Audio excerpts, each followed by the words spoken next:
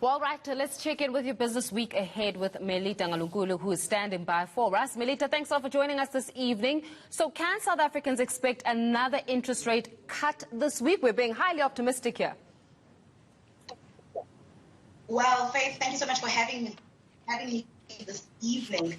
The MPC is expected to hold the interest rate at 3.5%. Now, if you remember correctly, last year the MPC had cut interest rates by 300 basis points, and this had actually helped a lot of consumers, households, as well as companies, especially those that wanted to pay off their debt.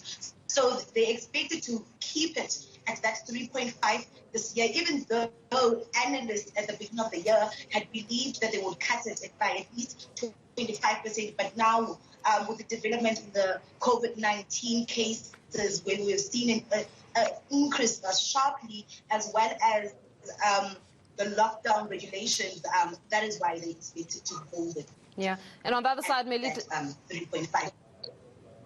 Yeah, just we've got a little bit of a signal issue between the two of us. Don't worry, we'll see if we can get ahead of it. Let's talk a little bit about the rand, because it's lost some value against the dollar since the start of the year. So what will another cut actually do to our currency?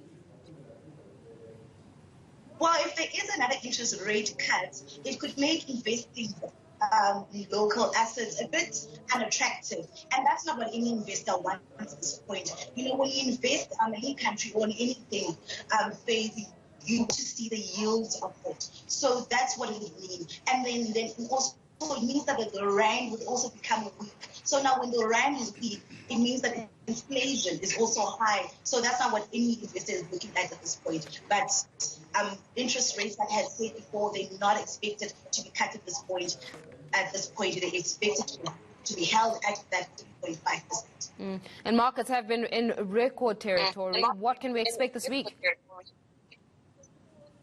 Well, it's been a good year for the JSE, I must say.